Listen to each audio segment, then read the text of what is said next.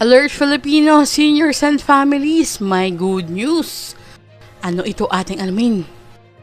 Magandang araw po sa ating manonood and welcome po dito sa ating channel Chachas TV at iba pa. Alam niyo po bang may good news ang Meralco?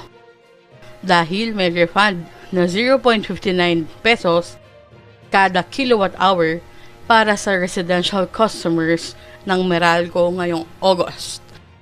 Ayon kay Meralco spokesperson Joey Zaldariaga, ipatutupad ang refund kasunod ng pag-aproba ng Energy Regulatory Commission or ERC.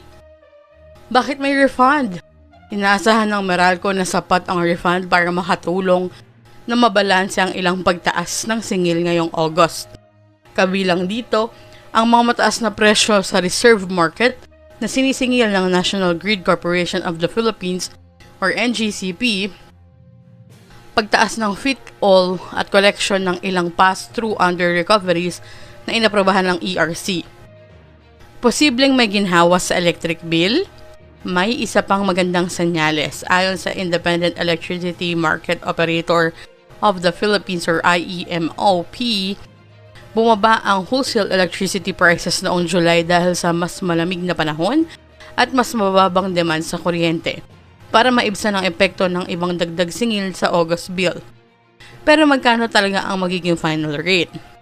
Abangan ang opisyal na anunsyo ng Meralco sa bagong electricity rates ngayong Lunes. Samantala, paalala naman po ng Meralco, magtipid-tipid pa rin sa kuryente para makatulong na mapababa ang konsumo at bill ngayong buwan.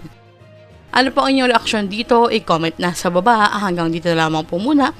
Ito ang Chachas TV at iba pa. I-like, share, and subscribe para kayo updated. God bless po and have a nice day.